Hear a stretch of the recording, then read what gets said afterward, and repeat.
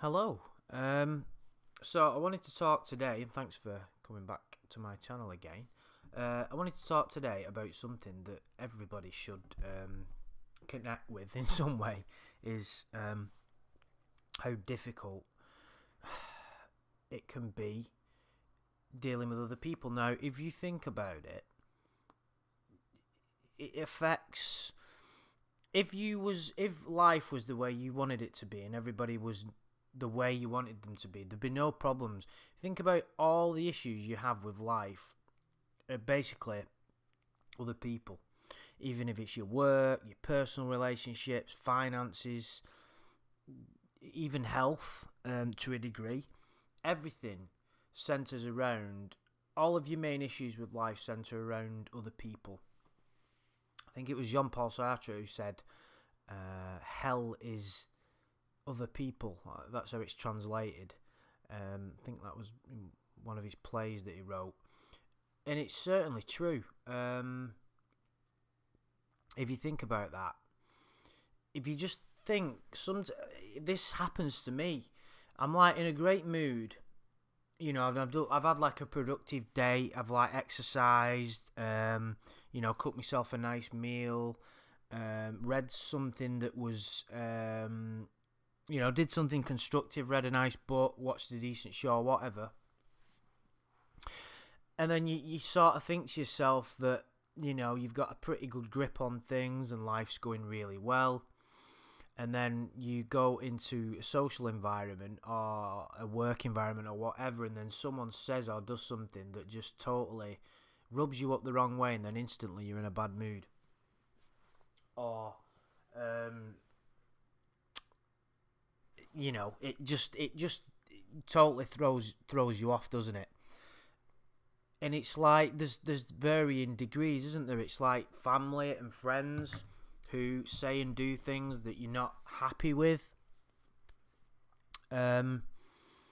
Two extreme examples where your life is affected by someone who might do something nasty to you or say something nasty. So it affects your whole life. You can kind of understand why some people are like hermits.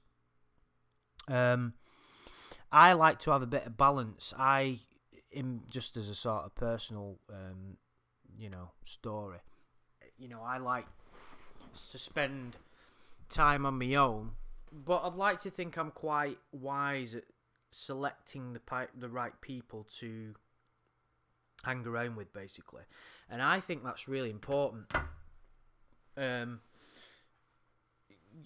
company that you keep is enormously important, and you can do that without judging people.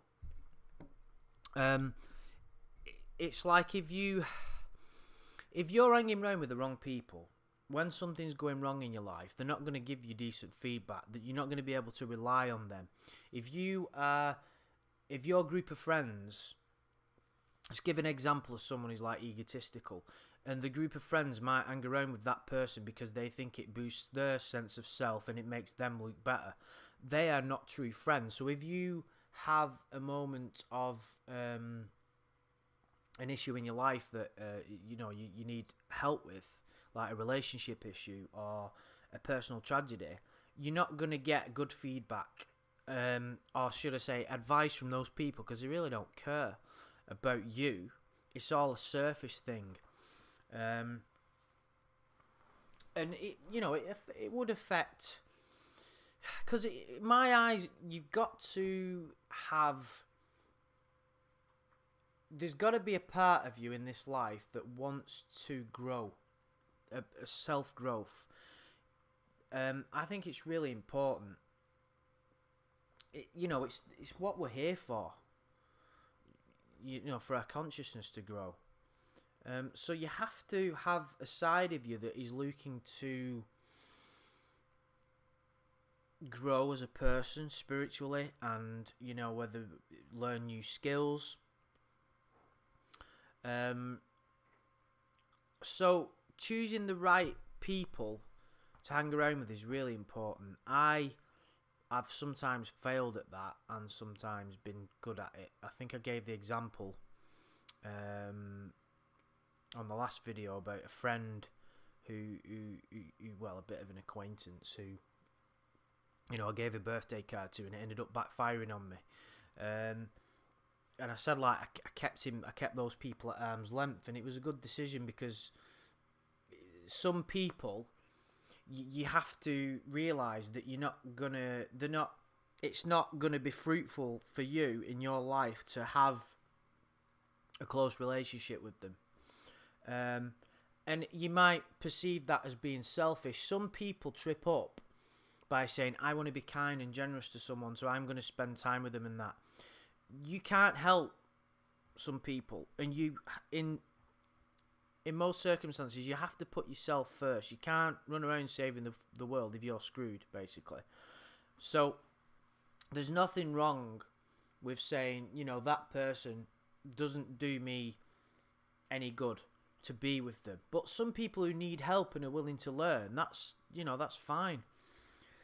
So the thing is, when you encounter difficult people, whether it be at work or in your personal life, family is a huge thing, isn't it? You can't pick your family. You can pick your friends, but you can't pick your family. I think it was Ram Dass, the spiritual teacher, who said, if you think you're so enlightened, try spending a week with your parents. And it's true. It's like my mum gave me a lift to the airport, God bless her, the other week. And obviously she's my mum and I love her to bits. But good God, after 10 minutes of sitting in the car with her as she was dropping me off at the airport, I was nearly pulling what little hair I had out of my head. It was like so frustrating. And you know, it's just, she was just being a mum. You were just saying, do this and do that, and Andrew, make sure you do that. I'm like, for God's sake. You know, and it's just, what do you do in that circumstance? This is the key, in my eyes, to dealing with people. It's acceptance. Number one. Just with anything in life, but more so with the people. And obviously self-acceptance, but you have to accept that that's what people are like. You're not going to change them, and nor should you try. It's about acceptance. You have to accept that that's the way people are, and that's where they are at. If you're dealing with someone who's really unconscious, you have to accept that that's where they are in their life. And the thing is, something that has become apparent to me, especially over the a couple of years, is to not take it upon yourself to change, to try and wish harm on people and things. Not that but when you have an enemy, there's part of you that thinks, I hope they go bankrupt, or even worse, get run over or something. You know, what you've got to do, in my opinion, is accept the way people are, and the universe will deal with them. I'm not trying to say it will exact vengeance on them, and say they will go through life, and it's not up to you to waste time thinking about them and getting angry. The universe will deal with them, and they've got their own path, and you've got yours. And a sort of example of it, this is an extreme example. I can't go into too much detail, but there was someone in my local bar, and I've been going in there for years without any bother. I don't drink excessively, but when I do, I like to have a laugh, and sometimes I get a little bit loud. And there was a guy in there who, I don't know, it's a very strange situation, but he was, I'm pretty sure, I know he's involved in criminal activities and things like that. And there was always a bit of a strange atmosphere between me and him. I don't know why, but I just kind of remember thinking one time when I went in there that something's not quite right. He was always on his phone. I suspected maybe he was dealing drugs and things like that. And he was always giving me a funny look as if I was sussing him out. It was just a strange situation. Anyway, I was in there like a year. It was probably about a year ago. And I met some friends after a rugby game, and then all of a sudden he was staring at me and got one of his mates to come over and say something. I can't remember exactly what it was, but it wasn't particularly pleasant. Anyway, things came to a head, and then he started. I shouted something at him over the table because he got quite personal, this guy, and I just said, "Do you mind just leaving me alone so I can have a drink? I'm not interested in any of this." And for whatever reason, he just totally flipped and started jumping up and down, and he threw something, and then he says, "I'm going to do A, B, and C to you," and then he got kicked out. He says, "I'm going to see you on the street, I'm going to do you in," and all this. And it wasn't a nice experience. It sort of shut me up a little bit at the time, because he had a load of heavies with him, and I thought, you know what, these guys are probably... I know that they were up to no good. And the problem was at that point that it gave me a situation where I couldn't really go in that bar anymore without looking over my shoulder. So I started going in less and less. And anyway, it was very difficult to deal with and just think, well, you know, just ignore it. Don't run away, but stand up for yourself and walk away if you're in any potential trouble, and don't let it change your life. And I didn't. I bumped into him a few times, held my head high. He said a couple of off-remark comments that I just ignored. And I found out a few months ago that he got involved in a really bad situation where he caused serious harm to someone, and he's been locked up for a very, very long time. Now, when I found out that information, it didn't make me like jump up and down with glee and think, that bastard, you know, I fucking knew something had happened to him. It wasn't anything like that. It was just a case of, well, he is carried on living the life that he's living, and that's the consequences. That's karma. And not karma with regard to the way he was with me, but just karma, a consequence of his life. So in other words, the universe will deal with people how it sees fit. So you have to allow people their own journey. And once you accept the way that people are, and listen, it's incredibly difficult, especially like in a work environment as well. I think probably one of the most difficult things is if you have a direct superior, a boss in other words, who is incredibly difficult. I had it about 3 years ago where someone was... We just didn't get along. I didn't personally, on a personal level, like him. He was very... He didn't have a lot of presence, in my opinion. He was basically... He wanted a promotion. And everything that he did, every action that he took and every order that he gave or whatever it was all... There was always a motive for him to get promoted. It wasn't a case of him dealing with the here and now. It was in the back of his mind. There was a secondary thought process going, well, if I do this, it'll make me look good. So, and that is a dysfunctional way of living, because what that is doing, you're not existing in the present moment. And because working environments are set up dysfunctionally, promotion systems often bring pain and suffering, because you're not... If your motivation in a job is solely to get promoted, it is dysfunctional. You will create pain and suffering for people because you're not dealing with it in an honest way. There's nothing wrong with ambition if it comes from the right place. If it comes from a deep... Everything should come from, I want to do better. I want to make things better.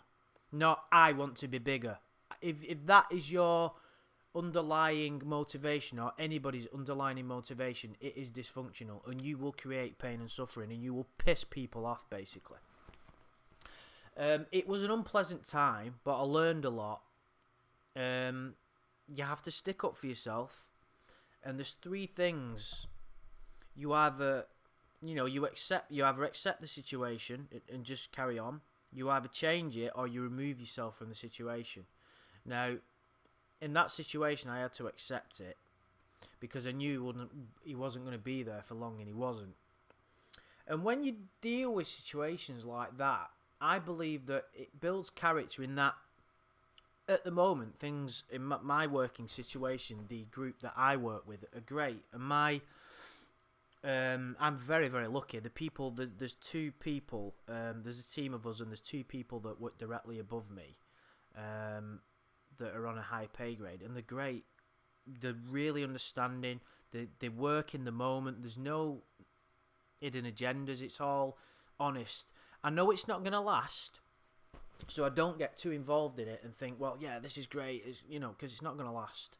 There is going to be some situations where some potentially difficult people are going to, going to be in that situation. So it's just about not projecting yourself too far in the future and just accepting it. So with regard to people, key is acceptance. You have to accept that that's where people are. That's their level of consciousness. And the thing is, you've got to try and avoid figuring out why people are like they are. There's nothing wrong with having a bit of empathy and sort of saying, well, maybe that person's like that because such a thing happened to them when they was younger or whatever. Because ultimately, personalities are all down to conditioning. There isn't anything really real about the personality when you get down to it. That's why spiritual teachings really say there is no self. And when you get right down to the real reality of it, there isn't. Because we're all connected on a deeper level. And your personality is just a result of your conditioning. People have a greater, some have a greater aliveness than other people. It's something that we can't, it's difficult to put into words, but yeah, your personality, you've got to realise that personality isn't really who that person is. If someone is a jerk, shall we say, that's not really how they are. Someone in my family, only last week, called me up, and I see them quite regularly, and I know that they've had a really difficult life. They struggled at school because of like learning difficulties. Lived in some really unpleasant environments. Had real relationship problems, and it just a real tough life. And they rung me up, and they were screaming and shouting at me and saying that person is horrible, and it was unpleasant to listen to because they were slagging someone off that was, close to me. But I never.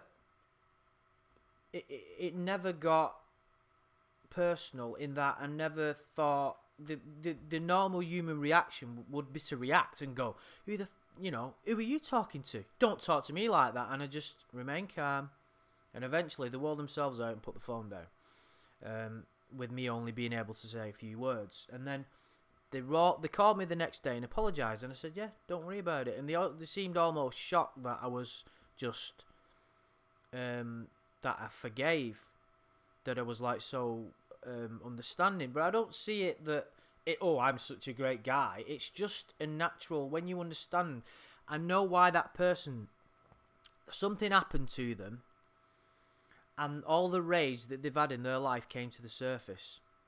It wasn't that person. If you get what I'm saying, it wasn't that true person that was talking. It was the rage that was talking. So when you understand that, forgiveness happens automatically. There is no shall I forgive or shall I not? You understand. It wasn't, in a way, from one perspective, that person's not really responsible for their actions at that point. And that's what forgiveness is.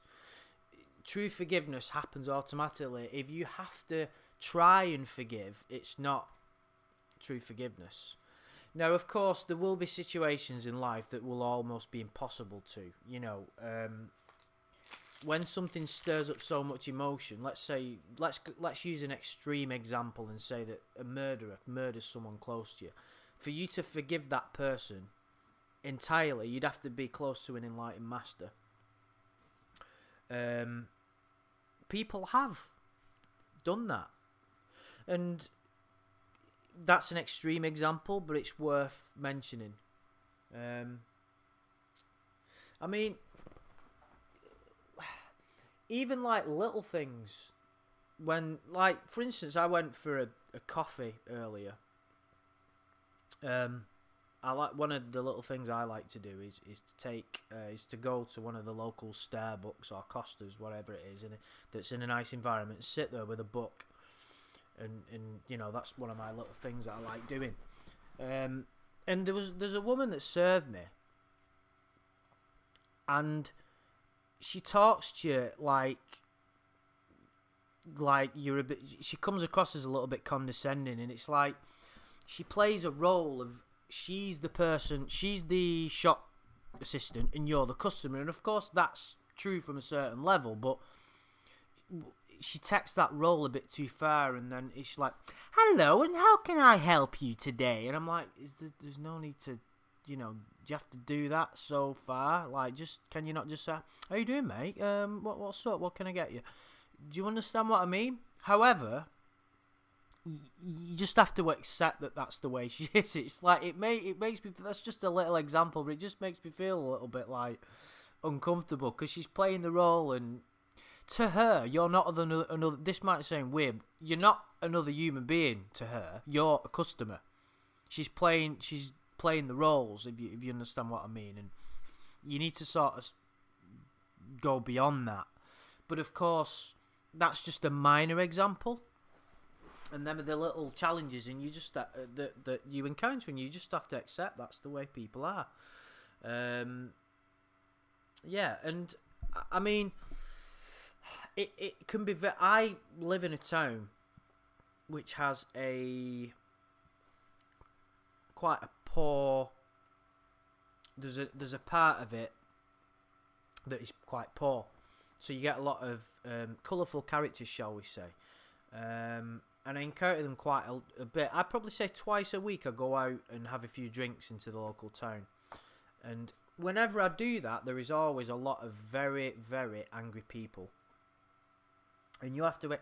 and to sort of accept that is very difficult, especially when that anger is being directed at you, which on some occasions is, whether it is just be someone staring at you from across a bar.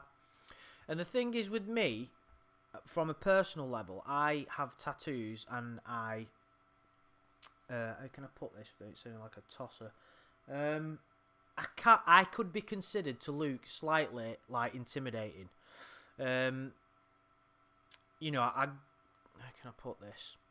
I go to the gym, so I'm not like skinny as fuck. I could be considered to have a decent, reasonable physique. Does that sound too? But you know what I mean. And then I've no hair, so I have a bald head and tattoos. Now, if you think about that, a British guy with a a little bit of muscle on his body and a bald head and tattoos, it attracts attention from people who think that you want to fight. So I've just got to, every time I go out, I'm not saying like every time I go out I get people wanting to fight. That's not the case. But more often than not, every night there'll always be someone staring at me, trying to like stare at me and stir me out, and maybe start a bit of trouble. And I have to ignore it, and it is a constant challenge. But I view it as, when this happens, I see it as a challenge and an opportunity for me to grow. And there's challenges every day. Every day my ego tries to take over myself. It tries to take control of my life, and it is a challenge for me to try and not do. And sometimes I fail quite a lot. When I lose perspective and I lose control of my emotions. But is it a constant challenge? And obviously other people, like I've said, it's the main source of dissatisfaction and challenges in anybody's life. So, like I said, the key is acceptance. Number one, accept that person. Accept whoever they are. Just total 100% acceptance of that's where they are at. And that doesn't mean that you cannot speak up for yourself. It doesn't mean that you can't change your situation. If someone is being... You don't believe that situation is right for you, you can remove yourself. You're not going to change that person. There's nothing wrong with giving advice, but obviously in family situations it's a lot more difficult. And obviously family, you think about the drama that happens in families, and why the soap operas, and it's people having affairs and all that kind of stuff, and people, you know, just the stories that you hear. It's quite unreal. So yeah, just a quick video on that. I hope some people have got something out of that and found it enjoyable. So yeah, just leave any comments. Let me know if you've just give me any feedback. Let me know if you've enjoyed this video. If there's anything that you've picked up on or found interesting, I'd really appreciate it. And thank you for listening, and I'll speak to you soon.